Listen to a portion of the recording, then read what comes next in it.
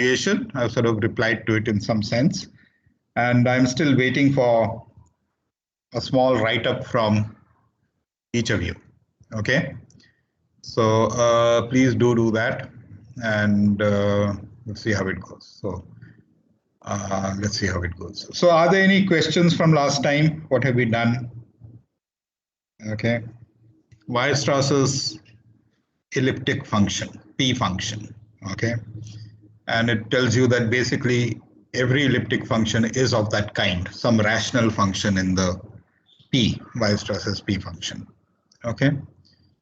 So as you probably know, this is the beginning of large parts of mathematics as usual.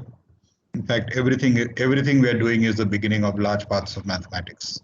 So, and I'm repeating myself, but the exercises in Stein and Shakarchi are very good. What he calls exercises and what he calls problems. So obviously you should try and attempt as many as you can. Okay, any questions? Yes, no?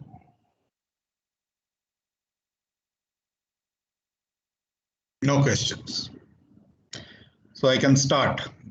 Okay. I don't know how much I'll be able to do today, but let's see how it goes. So I'm sharing my screen, I think. Yeah. So you can see the screen now, page 112. Yes. Someone say yes. Yes, sir. Okay. So the next topic that one would like to spend a little bit of time talking about, again, as usual, there is much more to be said here, is about theta functions. So you have seen this, you'll see that a lot of the things we've been doing up to now, we want to sort of use all those ideas to say something about theta functions. So if imaginary part of tau is greater than 0, then I times tau has negative real part, and therefore this particular series is going to converge. Why is it converging? Because if you fix your z lying in some bounded region on a compact set, then that particular thing converges uniformly for z in that compact set. And therefore this series converges uniformly on compact subsets of C for every compact subset of C to a holomorphic function. Okay. And not just that, there are two variables here. So z and tau. So as a function of z, it converges uniformly on compact subsets of C. And when you think about it as a function of tau, so there are two variables. So the tau is supposed to be what? Tau is supposed to be in the upper half plane. Okay, imaginary part of tau is greater than 0. And obviously as a function of tau, this also converges for each z. Okay, and it converges uniformly for every compact subset of tau, compact subset in the upper half plane, and each of those summands is holomorphic in tau, and therefore this thing converges. So the point is that it is a holomorphic function of z for all z in C. So it's an entire function as a function of z, and it is holomorphic in tau when tau is in the upper half plane. Imaginary part of tau is greater than 0. Okay. So theta of z comma t, z dot comma tau.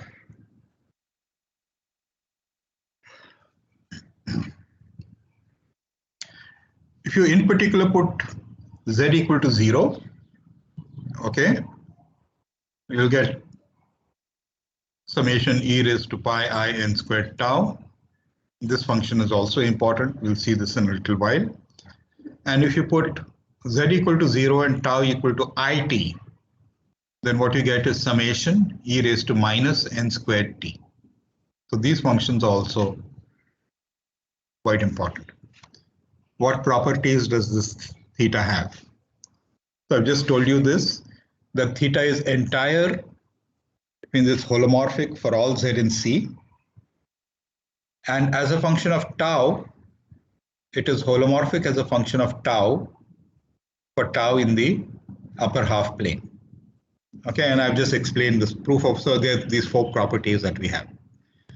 If z is bounded, mod z is less than m, imaginary part of t is greater than 0. I suppose it is greater than some t naught greater than 0.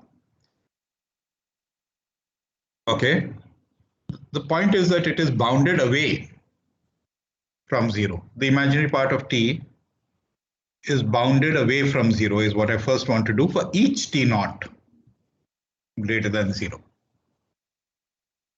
Then this sum is less than equal to this sum, okay, that e to the 2 pi I n z is e to the 2 pi n m, because z is less than m, and you have a minus this, and you know that n squared, e to the minus n squared decays much faster than e to the n. Okay, and there's no t dependence on the right hand side. Okay, tau dependence on the right hand side, because I'm saying everything is greater than t naught. This quantity is convergent, and therefore it is holomorphic in, it is entire in z, and it is holomorphic in tau. I want to think of it both as a function of z in C and as a function of tau in the upper half plane. Clearly, when you replace z by z plus 1, you get the same sum. Therefore, when you replace in the sum, you replace z by z plus 1. Where does z occur? Z occurs here. You get a z plus 1, so you're multiplying it by e to the 2 pi I n, which is 1, so nothing changes. So theta is periodic as a function of z of period 1. Okay. Question is it doubly periodic? You know, it cannot be doubly periodic, because a doubly periodic function which is analytic has to be constant. Okay. And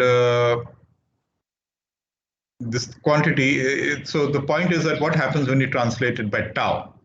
I'm saying that when you translate it by 1, it is periodic with period 1 in the z variable. Okay, what happens when you translate it by tau? So you replace z by z plus tau. Okay, when you replace z by z plus tau, the z is occurring in that e raised to 2 pi I n z. Obvious thing you will do is take that 2 pi I n tau into the other term, that is the n squared term. So you'll have n squared. So you'll have pi I times n plus 1 squared, that is where the 2 pi I n tau goes away, and you're adding a term there which says e raised to pi I tau. So you have to remove the e raised to pi I tau. Okay, and then you have an n plus 1 here, but in front of the z you have an n. So you introduce the n plus 1 in front of the z, and therefore you have to remove a 2 pi I z. Okay, and therefore you get theta z tau e raised to pi I tau e raised to minus 2 pi I z. That is the third one, I think. Okay, so the point is that as a function of z, it is periodic with period 1. Yeah, so you can see this page I just started now, 112. You can see it. Someone say yes. Yes, sir. Okay. So the point is, this theta functions, as you probably know already, are important. They're periodic in z with period 1. Okay, z theta of z plus 1 is equal to the theta of z. And they're not periodic. I mean, tau is not a period. Okay. So the point is that, yeah, as a function of tau, when you translate z by z plus tau, okay, this is immediate. You'll get these two extra terms there, e raised to pi I z, e raised to minus 2 pi I z. Okay, so what one says is that theta is periodic in z of period 1 And as a function of tau, I mean, it's not periodic. So let me say this again. 1 is a period of theta, z as a function of z. And tau is not a period. But theta of z plus tau is given by theta of z tau with some factor. Okay, that factor is e raised to pi I tau e raised to minus 2 pi I z. So such a thing is called quasi-periodic. It's not quite periodic in tau, but it is quasi-periodic because theta of z plus tau is theta of z together with some factor that depends on z and tau. Okay, so as a function of tau, it is like that. And where are the zeros of this is the next question. Okay, so because of this properties about translation by tau and translation by 1. Okay, so translation by tau and translation by 1, you know, what you have to show is that theta of half plus tau by 2 is 0. So you want to show that theta of half plus tau by 2 is 0. I mean, I'm using the previous things, that it is periodic with period 1 as a function of z and quasi-periodic in tau with some multiplication factor. Okay, but what is theta half plus tau by 2 tau? So I'm putting z equal to tau plus 1 by 2, tau plus 1 by 2. Okay, and now what is going to happen here? So see, there's a 2 and a 2 here, which will cancel with the 2 outside. And then you have a e raised to pi I n. E raised to pi I n is minus 1 to the n. And I'm left with e raised to pi I n squared. And there is a pi I tau, pi I n tau. So this sum is this sum. Okay, e raised to pi I n is minus 1 to the n. Now just stare at this a little bit. So when I put n equal to 0, okay, you get minus 1 to the 0, which is 1. When you put n equal to minus 1, that minus 1 to the n is minus 1, and you have minus 1 squared plus minus 1, which is 0. So you will understand that n equal to 0 term cancels with the term n equal to minus 1. N equal to 1 term cancels with n equal to minus 2. N equal to 1, you'll get what? N equal to 1, you'll get 3 there. Okay. And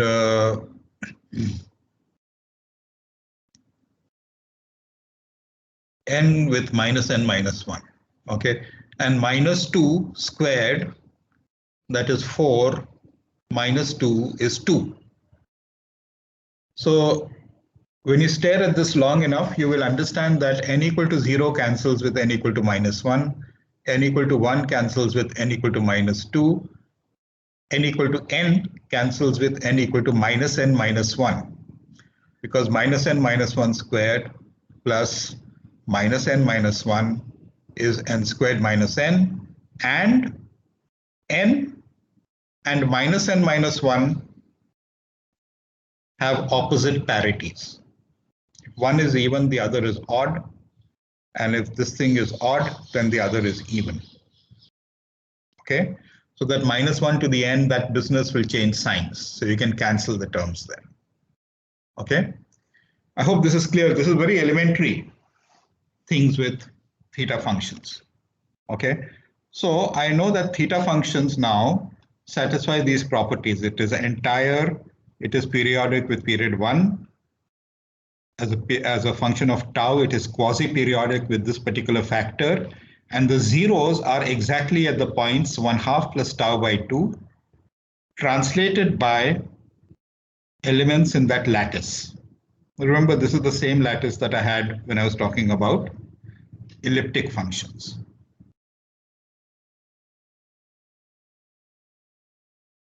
Okay, so now I have to spend a little bit of time of something that I should have done earlier. But anyway, we don't really need too much about this, which is infinite products. So what do you mean by taking this term infinity product of 1 plus an, n going from 1 to infinity. Okay, we say that this is convergent if the finite product converges. Okay, an is a sequence in C. The finite product, if it converges, then we say that that infinite product converges. And the immediate lemma is that if summation an converges, then this infinite product converges. And the product converges, suppose the product converges to 0, I should have said, if the product converges to 0, one of the terms is 0. I should have put implies. Okay. So the point is that summation an is finite. So after a certain stage, each an is less than half. After a finite stage, each an is strictly less than half, less than 1/4. And therefore you have a finite number of terms, and then that all the other terms, you have an is less than 1/4 or 1/2, it doesn't matter. So you can start off with assuming that all the ans are less than half. And if z is less than 1, log 1 plus z is summation z to the n over n, power series expansion. I should be slightly careful. I have put. If z is strictly less than 1, then log 1 plus z is this. And then this is less, so you pull out a z, and that is less than z to the n. And z to the n gives you 1 over 1 minus z, and that is less than 2 mod z. Okay, 1 minus z is greater than or equal to half. And therefore, if z is less than 1, log 1 plus z is less than 2 mod z, and therefore product of these things, okay, is product of the log. I can define log, okay, which is e to the product of exponential is exponential of the sum. Okay, bn is summation log 1 plus an, but log 1 plus an is less than 2an. Okay, and this quantity is convergent, and therefore bn is convergent. I should do something, I should say mod bn. Bn is this, and therefore mod bn is mod of that is less than or equal to mod of that, and therefore summation, therefore this bn converges to some b. Okay, e to the bn converges to e to the b, and if 1 plus an is not equal to 0 for all n, then it converges to e to the b. The infinite product for that z converges to e to the b. Okay, and therefore as an immediate corollary, you have that if you have a sequence of holomorphic functions in a domain, and there exists constants whose sum is finite, and fn minus 1 is less than cn, then product fnz converges uniformly to a holomorphic function fz. Yeah, all that you're looking at is look at 1 plus or 1 minus fn minus 1. 1 plus fn minus 1. Okay, and then that quantity, the small term is less than cn, therefore its summation is convergent uniformly on every compact subset of omega, and you'll also get this thing. An is less than c uniformly in z, and therefore the partial products converge uniformly to a holomorphic function. And this is what I really want, that this product is convergent. Okay, and I don't want to get into this, but there is a very important statement which says that if you have any sequence of complex numbers which tends to infinity as n tends to infinity, okay, call that sequence an, and put a0 equal to whatever z to the m or something like that, and look at these terms. Okay, it's clear that ek has a 0, ek of z has a 0 at z equal to 1, and it has no other zeros. So ek of z over an has a 0 at z over an equal to 1, that means z equal to an. So those terms there, en of z over an has a 0 at z equal to an. The first term has a 0 at z equal to 0, and therefore this function fz you want to show is convergent, okay, and fz has zeros exactly at the point zms, and z divided z f has a zero exactly at 0 and the ans. Okay, and then there's something about uniqueness also. So this is the Weierstrass product, and there's also something called the Hadamard product theorem, which I hope you will read up in any case. But this is Weierstrass's product is more or less is much easier to understand. Okay, you don't have to. So given any sequence an which tends to infinity, there exists a function which has zeros exactly at those ans and maybe at 0. Okay. And then there'll be some corresponding uniqueness statement that comes out of this. Okay. So for the uniqueness, you need something more. You want something about the growth of the function. Okay. And we have not really talked about the growth of the function. Okay, so this is the this business of the infinite product is this little thing is what I want, but it really doesn't mean, it doesn't come to very much. It is just saying that, what is it saying? If sum of an is finite, then product 1 plus an converges. That's all that I really want. Okay, and if you have functions of holomorphic functions, and all the holomorphic functions say that 1 minus f n of z is less than Cn, where Cn sum is finite, then the product is holomorphic in Z, and it converges uniformly on compact subsets. Okay. Fn is a sequence of holomorphic functions in a domain that exists as Cn. Cn is less than infinity, Fz minus 1 is less than Cn for all Z in omega. Usually I'm being, after making such a fuss about for all and there exists, I'm ignoring them myself. Okay, not a good thing to do. So I should say there exists Cn such as Cn is and for all Z and for all n, mod fnz is less than minus 1 is less than Cn. Okay, for all Z in omega. Then this infinite product converges uniformly in Z to a holomorphic function. And there's this business about the zeros. Okay, so this follows more or less immediately. And, you know, I want to use these two ideas here. So let imaginary part of tau greater than 0. Z is a complex number. Q is e raised to pi I tau. Remember, mod Q is less than 1. Okay, and not just that, if imaginary part of tau is greater than T naught, which is greater than 0, so it's bounded away from 0. Okay, then Q is bounded away from 1. So I define pi, I'm going to define this infinite product. What is this infinite product? I'm just writing it out again because that was too squashed together.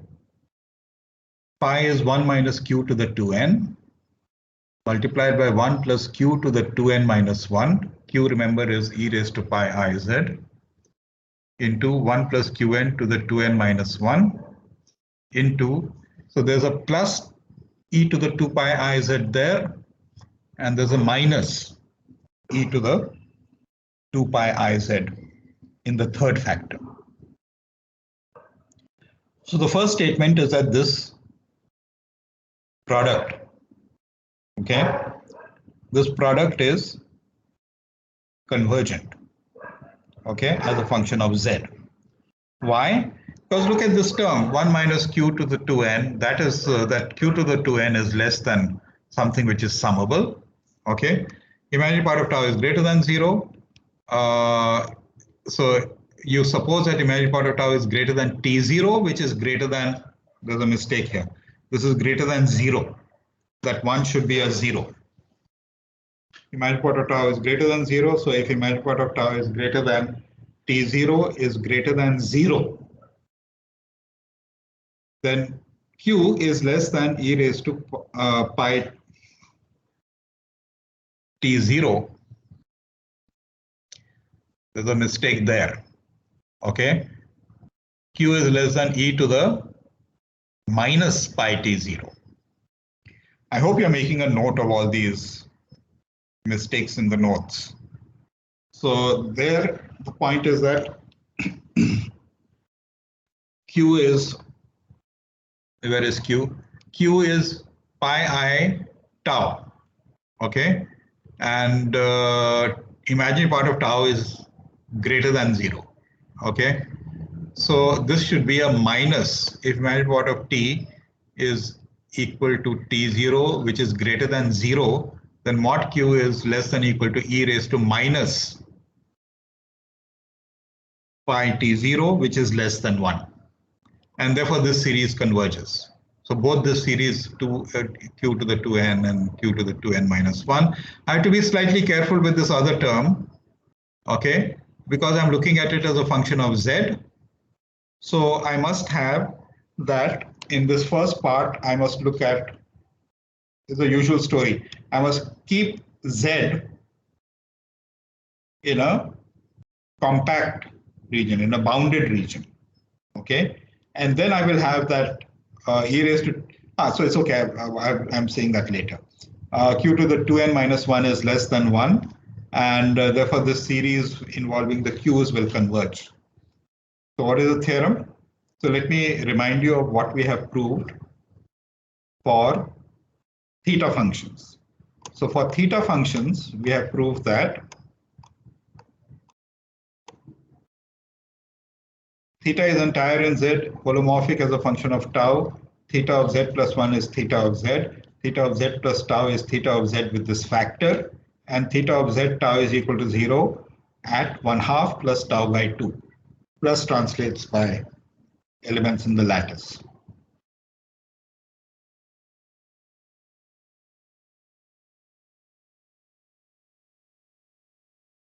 Okay, now I'm defining this pi z tau. It's this, there are 3 terms. So it is a product of 3 terms, infinite product of 3 terms. Okay, infinite product of terms, and each term is a product of 3 terms. So this is called a triple product or triple infinite product because there are 3 terms here. Imaginary part of tau is greater than 0, q is less than e raised to minus pi t0, which is less than 1. So these series converge. So the statement is, first of all, we have to say that, so the point is that this is going to be as a z and tau, this is the entire function of z, which is holomorphic in tau. So z is in C, tau is in the upper half plane. Okay. So pi of z tau plus 1, pi is going to be periodic of period 1 in z. And as a function of tau, when you translate z by tau, you get a factor out in front. Okay, e raised to pi z tau into that factor. Remember, this is the same factor that I had got for the theta function. So let me convince you of that. So the factor I'm looking at is this. Yeah, someone wants to say something? So the factor I have is e raised to minus pi I tau, e raised to minus 2 pi I z. And let me convince you that that is exactly what we got earlier.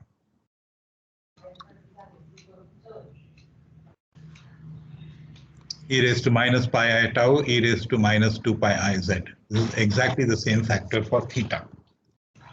Okay.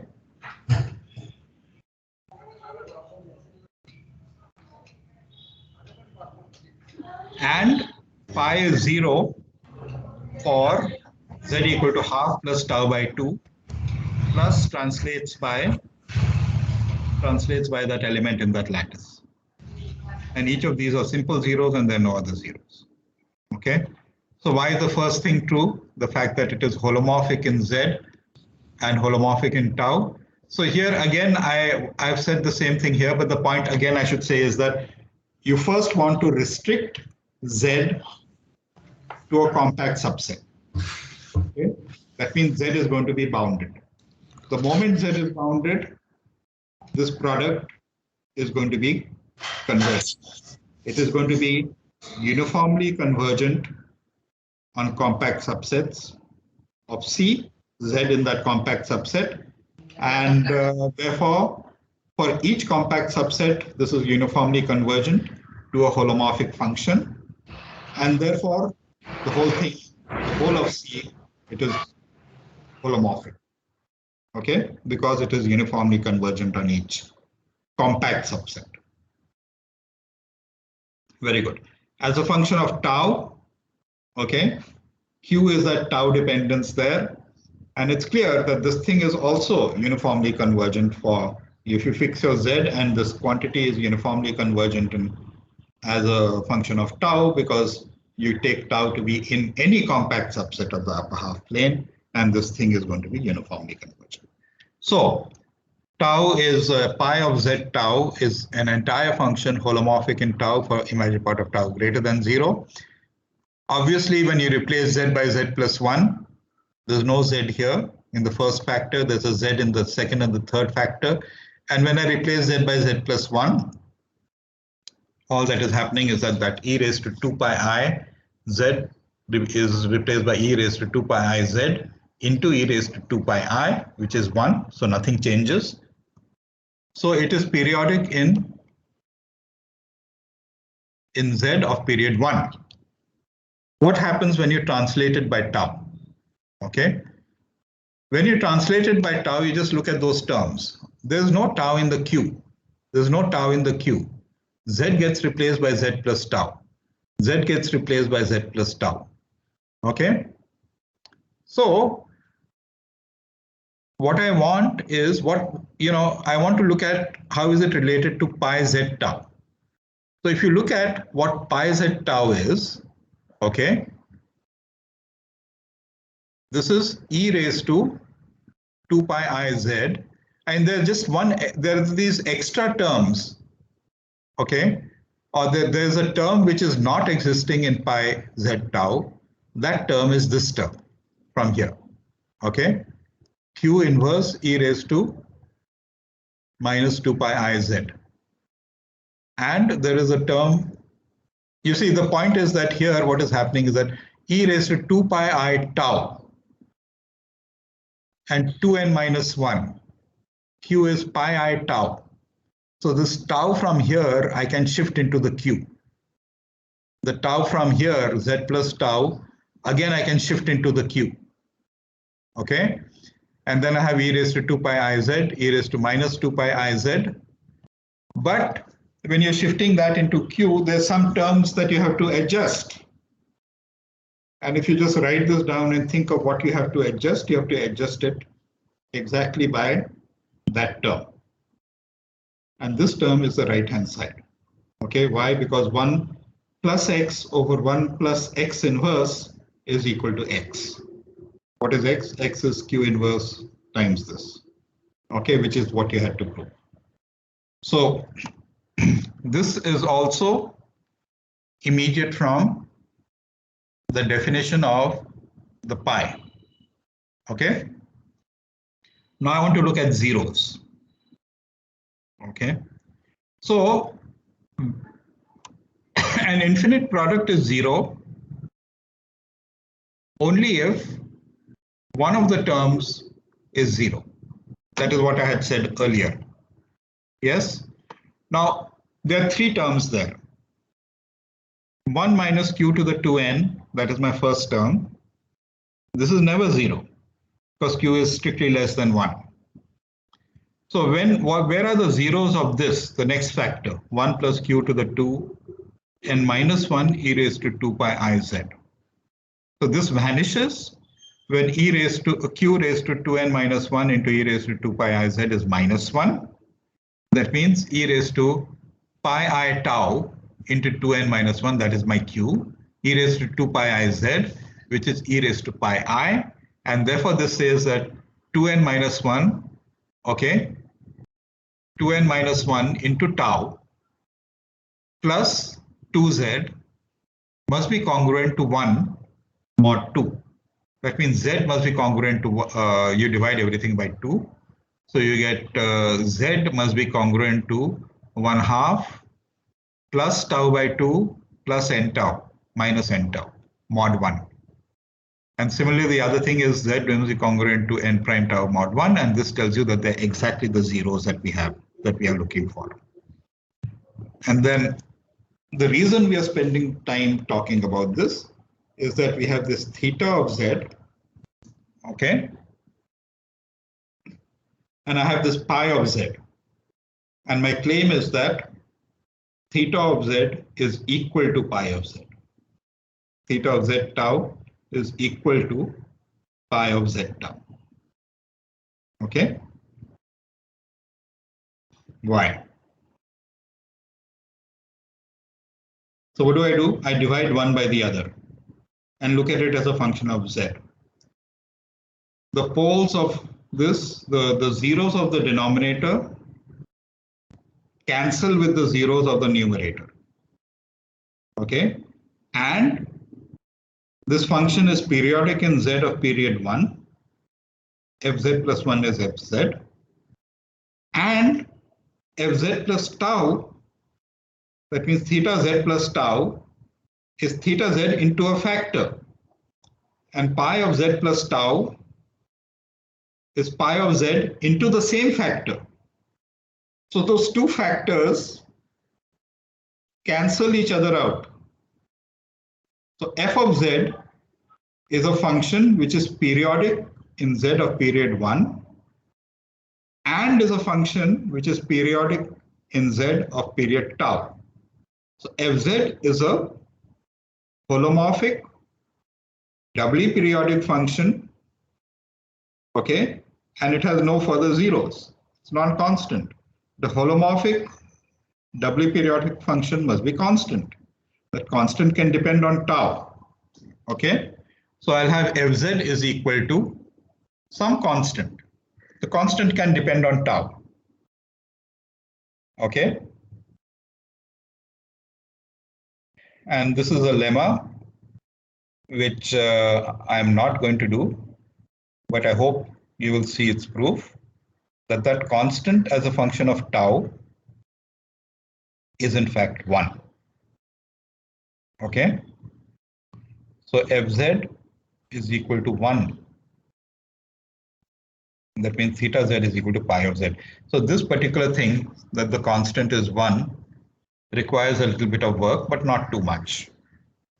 As you can see, I'm sort of leaving lots of gaps for people to worry about.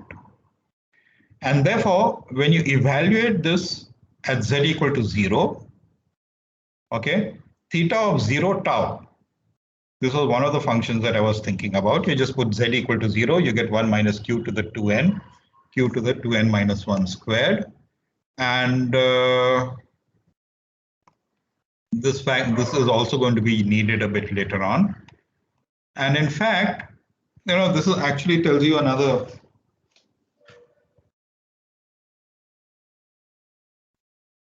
interesting corollary that you get from here, which is that if you look at theta log theta, okay, and take its second derivative. So it is the second logarithmic derivative, or the derivative of the logarithmic derivative of theta. Now, if you have a function f, the logarithmic derivative of f is d by dz of log of fz. And you know that d by dz of log of fz is f prime z over f. And therefore, the second derivative is going to be fz into f double prime minus f prime z squared over fz squared. That is what I'm writing down here. Okay, so the second derivative of log of theta is an expression which looks like that.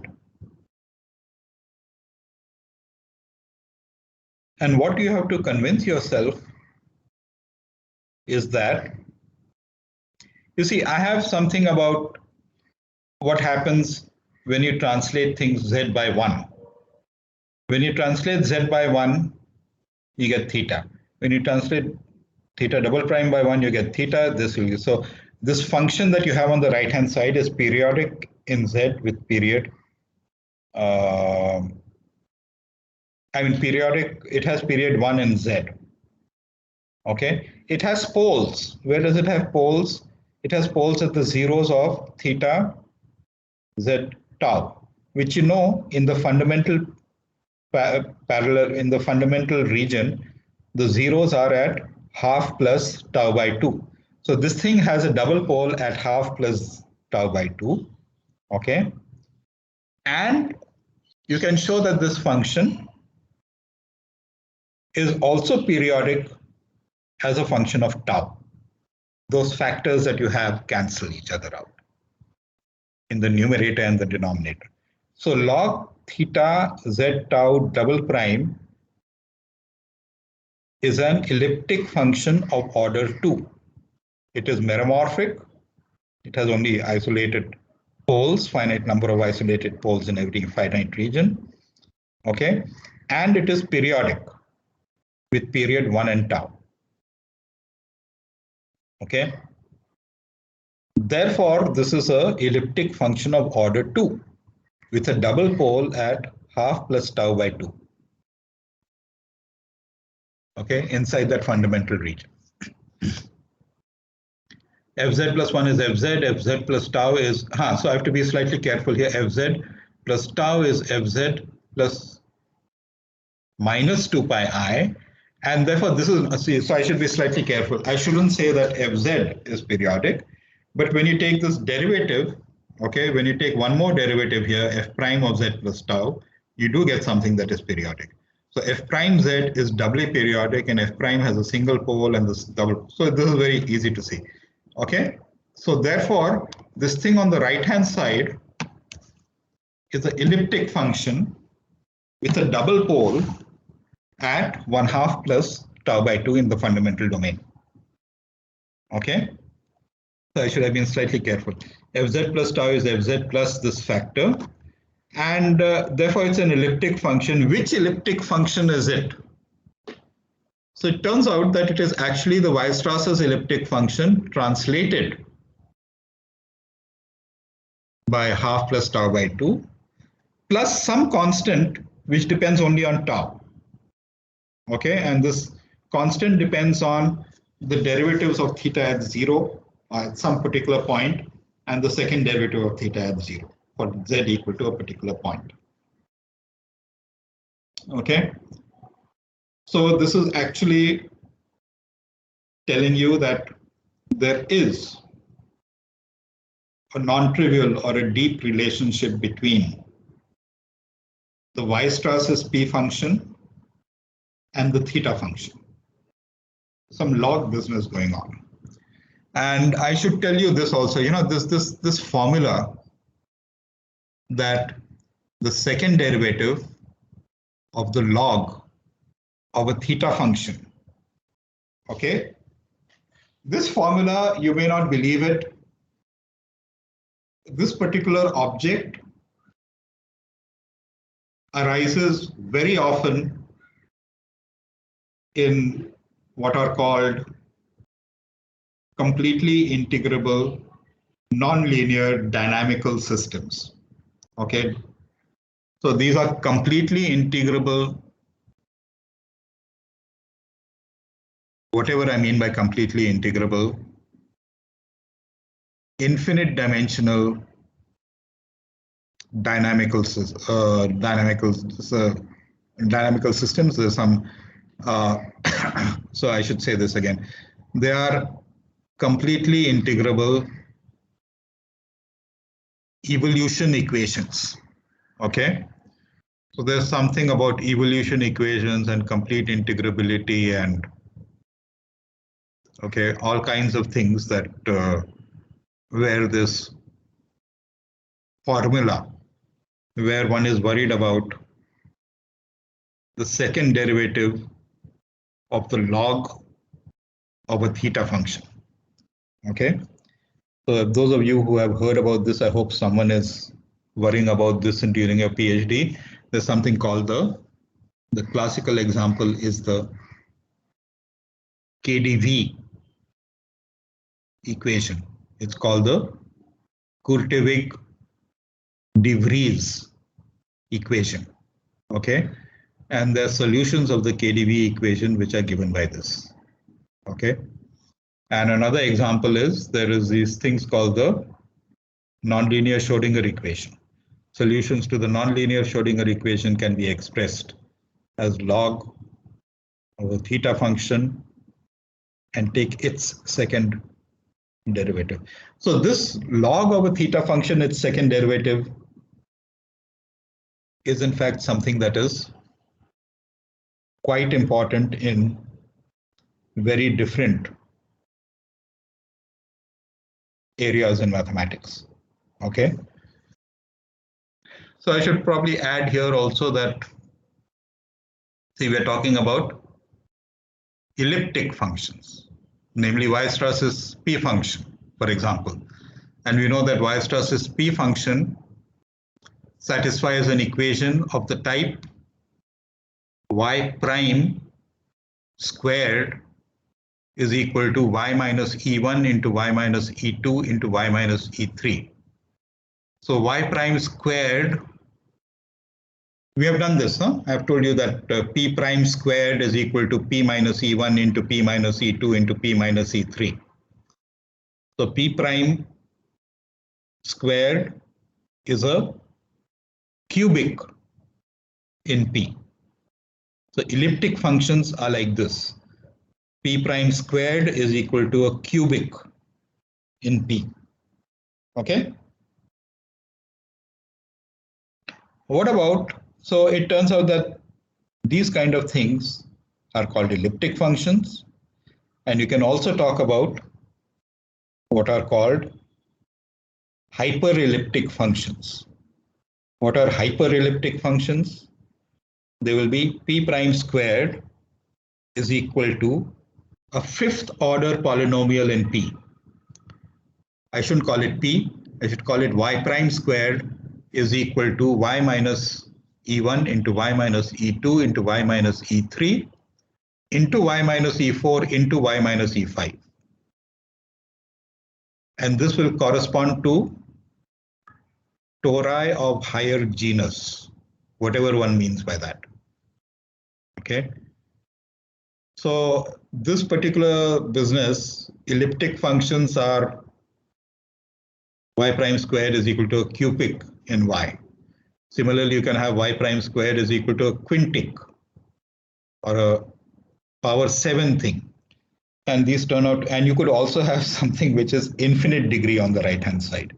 So these are things which are called hyperelliptic functions, and they also arise in the study of the Schrodinger equation of all things. So there are connections in all kinds of weird places, which I hope you will try to look at. Okay, so I'll stop right now.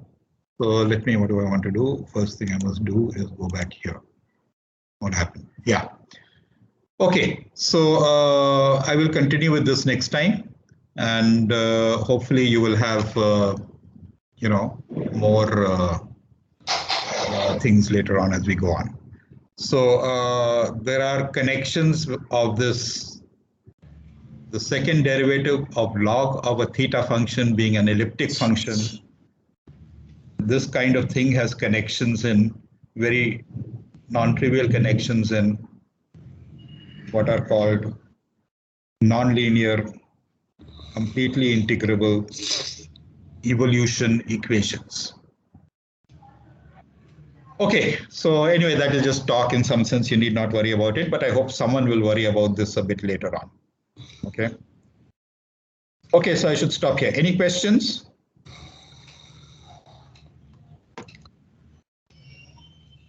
Any questions? No. As usual, there's too much to be said right now. Okay. No questions.